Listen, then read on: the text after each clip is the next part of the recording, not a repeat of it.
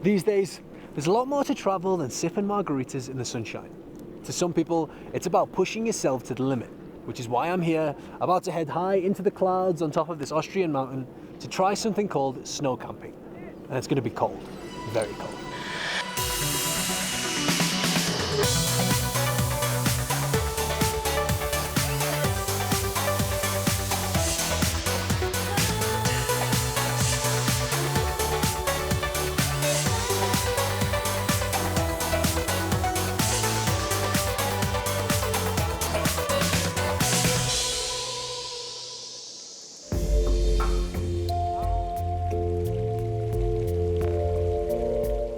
And welcome to the Travel Show with me, Carmen Roberts, coming to you this week from Nagasaki in Japan.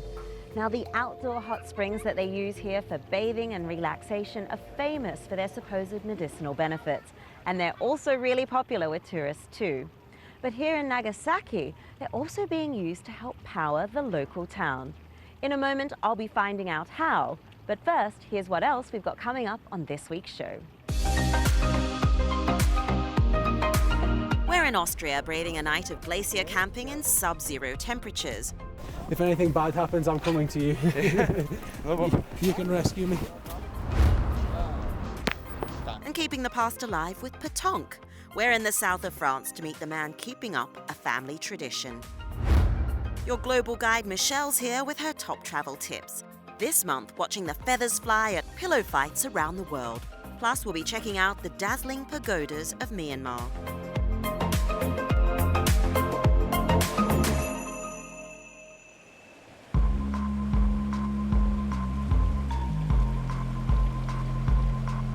Obama Onsen, a tiny town that literally means small beach, hot springs, lies at the foothills of Mount Onsen volcano. There are 30 hot springs in this historic town, and they're said to be some of the hottest in the country, with over 15,000 tons of water a day reaching temperatures as high as 105 degrees Celsius. A perfect cooking temperature. So this is what's known as onsen tamago, which is hot spring egg. It's been steamed for over 8 minutes. Here goes.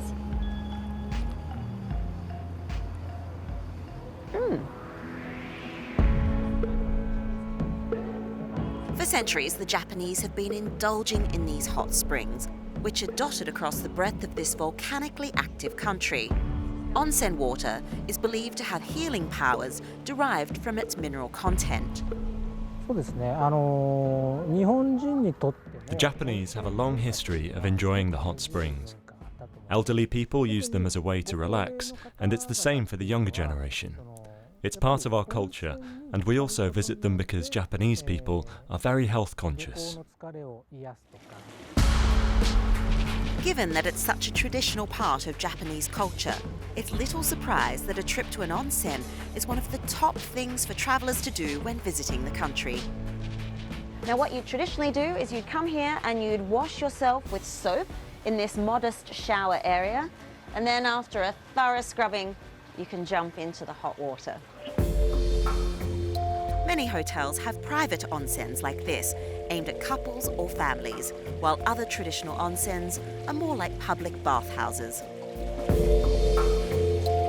It's super hot. Can you see the steam? And unlike any bath, you can rest assured that the waters will not get cold. But the people here at Obama Onsen are using these hot springs for more than just relaxation.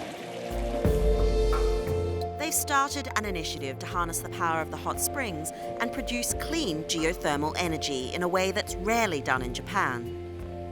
So until a few years ago, the hot springs here wasted roughly 70% of its famously hot water. So now the Obama Onsen binary power plant is using that excess heat to produce electricity. And believe it or not, it's proved to be an unlikely tourist attraction because the plant has opened its doors to show tourists how it's done. You can see the steam coming out here from the onsen. It's around 105 degrees, and we are using this to power the plant. The power plant is run and funded by the local people in collaboration with the Koyo Electric Corporation. It's hot in here. Yeah. But also very noisy. That's right, because the hot water is running through the pipes, and it's noisy because the motors are running inside the blue box to generate power. This plant generates around 50 kilowatts of electricity per hour. That's only enough energy for around 100 homes, nowhere near enough to power the whole town. To do that, you would need roughly 45,000 kilowatts, and that would mean drilling deep into the country's geothermal resources.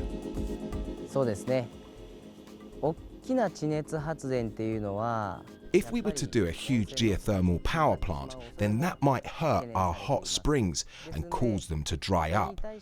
But here we're only using the existing hot springs, not doing any deep drilling, so we can keep the hot springs and at the same time generate power.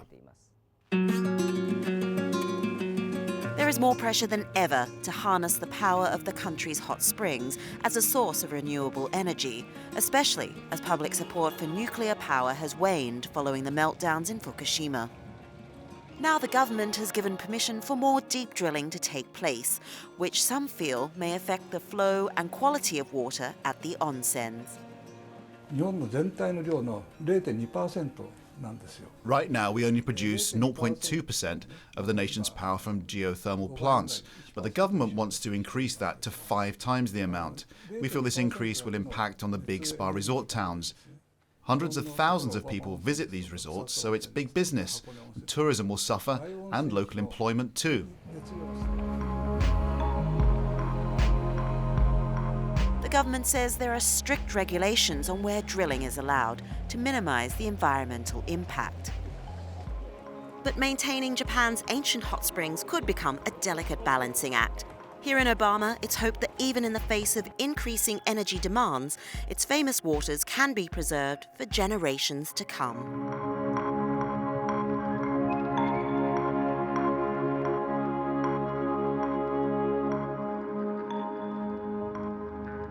Well, it's not only here in Japan that you can get a hot springs holiday experience. Here's the travel show roundup of other places around the world where the water's hot all year round. If you love to see nature at its most dramatic, geysers are sure to impress, and Iceland is home to some of the world's most famous. The geysers here spout water 30 meters in the air every few minutes. So with a little patience, you're bound to get that perfect picture. The most popular among tourists are in the south of the country, along the Golden Circle route.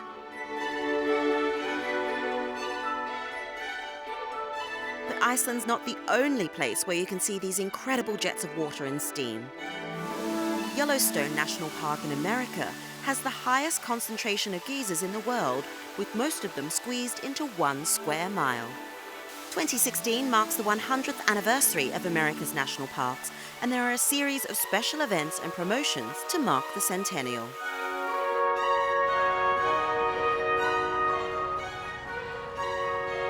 If you want to experience thermal waters at a more relaxed pace, head to Budapest in Hungary. It's been called the City of Baths, as it has 15 open to the public, heated by the capital's 118 hot springs. The largest are the Széchenyi baths, which are open every day of the year.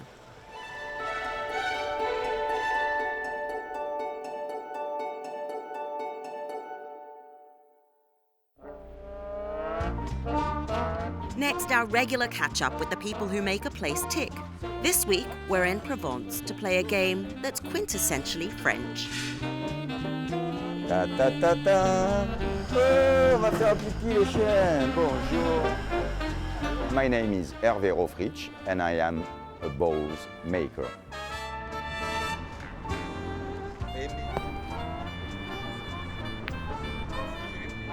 Welcome to my boutique. This shop was an old dream for myself because I wanted to share our culture for French people and most of all for tourists and people from all around the world. Et merci de votre fidélité. These are the historic steps of evolution of the balls. My grandfather started to make wooden balls with nails printed on in 1904, and I am the fourth generation. Balls are made with metal, with steel. We take long bars of steel. We cut it, little cylinders. We iron these bars to press it and to make a kind of disc. When the disc is still hot, we press it again to obtain a shell. We solder the two shells to obtain a ball, and after there are a lot of steps to engrave the ball, to design the balls, to personalize the balls with your initials, your name.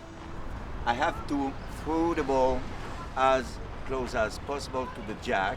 There are a lot of competitions of balls in Marseille and all around the region of Provence.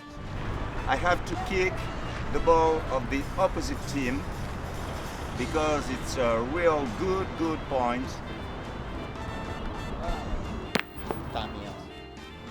When you play pétanque, you can tease your partner or your opponent, and so it's always convivial and it's funny, and you can play everywhere. Allez à vous!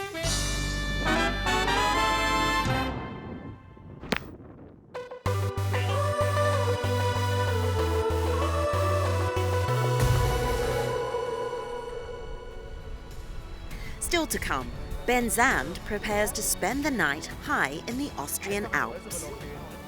We're getting there. Yes. Step 1 of 900.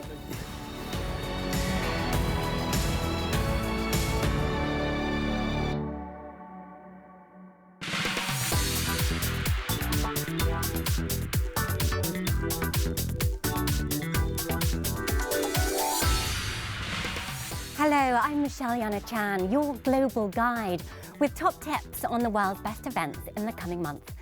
Ahead, they'll be testing their nerve around the Jungfrau, playing to the crowds of Cape Town, and splashing about in the, take a deep breath, Arctic Ocean. But first, on April 2nd, it's International Pillow Fight Day, marked all over the world in some of the most famous squares and town centres. In Oxford, England, under the Bridge of Sighs in New College Lane, the fight begins at 3 o'clock. But wait for the whistle. Organisers say swing lightly and only at people who also have pillows. Look out for events from Graz in Austria to Belo Horizonte in Brazil, Milan to Manchester to Malta. You can wear a fancy dress or a pair of pyjamas. In San Martin in the Caribbean, SX Music is a brand new electronic music festival playing March 9th to 13th. Jamie Jones, Francesca Lombardo and Dubfire will be doing their thing, named after the airport's 3-letter code SXM. The location is just below the approach. Planes will almost skim the party. There'll also be secret soirees at private villas, boats and beaches. At the other end of the temperature gauge, Iceland is gearing up for its winter festival starting March 24th. Based in Akureyri, this is the winter sports capital of the country and gateway to the north. There'll be ski jumps in the shape of volcanoes, skiing from mountaintop to seashore, Arctic horseback riding and dog sledding championships. The two main events are the AFP Gold Free Ski and the IWG Open Snowboard competition, attracting some big name players. Think skiing under the Northern Lights on Mount Hlidafjell, heli-skiing on the Troll Peninsula and surfing in the Arctic Ocean. Or shut out the cold in Florida in the USA, where the art of video games is exhibiting at the Patricia and Philip Frost Art Museum in Miami. This is one of the first major exhibitions to explore the 40-year evolution of video games, with a focus on graphics and player interactivity. It features some of the most influential artists, from the early pioneers to contemporary designers, on show till April 17th. From the cutting edge to the classical, March is the month to visit Myanmar or Burma, which holds pagoda festivals throughout the month. Monks receive offerings, there are pilgrimages, traditional theatrical performances and singing contests. The big ticket is the Shwedagon Pagoda Festival, held on the day of the full moon of Tabuang, March 23rd this year. There'll be offerings of water, light and flowers made to the hundreds of Buddha images. In South Africa, the Cape Town International Jazz Festival is playing April 1st and 2nd. There'll be dozens of bands performing on 5 stages, from hip-hop artist Mick Jenkins to home crew collective Beat Bangaz, Turkish-inspired jazz from Ilyan Ersahin's Istanbul Sessions, and Cape Town-born Lana Crowster. And don't miss the pre-festival community concert on March 30th at Green Market Square, open to all and free of charge. Finally, test your nerve in Switzerland, where there's a new half-pipe open in the Jungfrau ski region at Grindelwald First. The White Element Snow Park is one of the largest in the country and offers freestyle at all levels. With a length of 650 meters, it has rails, obstacles and boxes for different grades of difficulty. The new half-pipe is 130 meters long and nearly 6 intimidating meters high. That's my global guide this month. Let me know what's happening in the place where you live or where you love. We're on email and across social media. Until next time, happy traveling.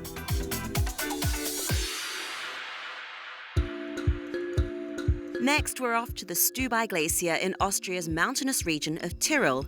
It's best known for its long ski season, but it's also become a base for groups of very hardy campers. We sent Ben to pitch a tent for the night. These days, there's a lot more to travel than sipping margaritas in the sunshine. To some people, it's about pushing yourself to the limit, which is why I'm here, about to head high into the clouds on top of this Austrian mountain to try something called snow camping. And it's going to be cold, very cold.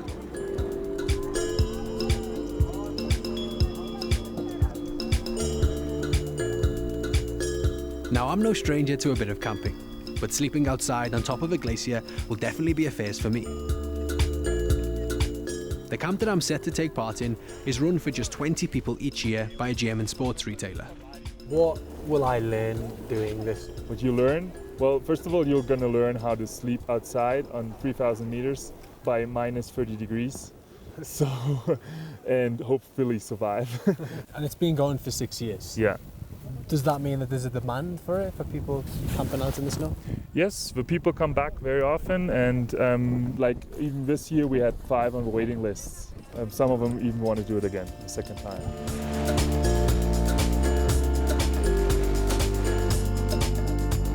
After some training on how to set up our tents and stay safe in the mountains, we're off to try for real. And in high altitude, we're warned to take it easy. That's because where we are, at over 3,000 meters, altitude sickness can hit. Breathing becomes more difficult, and everything generally becomes much harder work. Turns out it's quite slippy and windy. Oh, the balaclava's coming on. Okay, yeah. There's a lot of things that need to be done. We're getting there. Yes. Step 1 of 900. It's a big team effort. We're under strict instructions to all muck in and help to get the whole camp ready before sunset. So are we sticking them in these things? Yeah, okay. Sehr gut. Sehr good. Yes, this looks like a tent.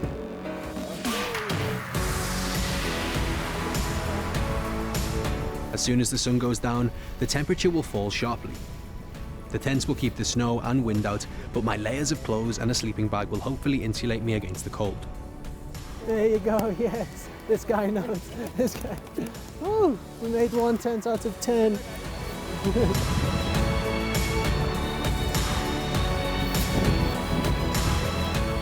You look like you know exactly what it is that you're doing. I have done this before in 2014.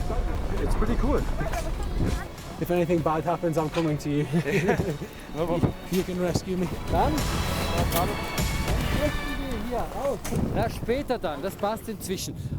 Throughout the day, expert advice is on hand from our two experienced mountain guides. Can I ask you a couple of questions? Yes, What are we actually doing? we built here an expedition camp.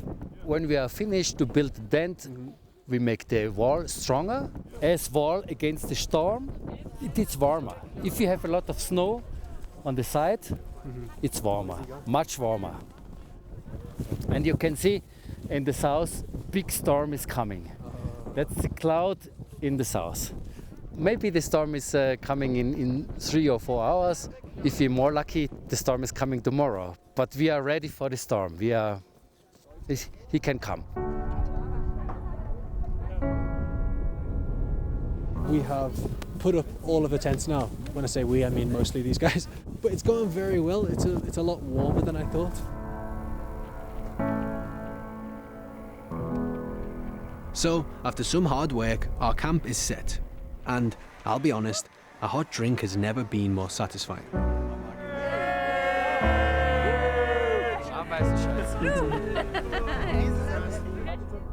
So what is it about snow camping that attracts you here? I think it's the high altitude. When we build up the tents, you can feel that you are Getting tired faster.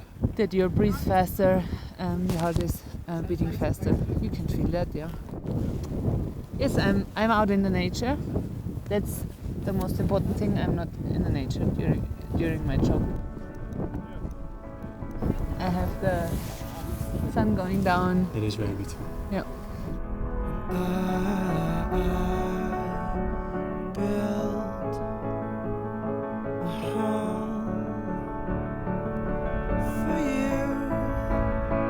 As the sun fell behind the mountains, little did we know that this would be our last chance to take in this amazing environment. It was most definitely the calm before the storm.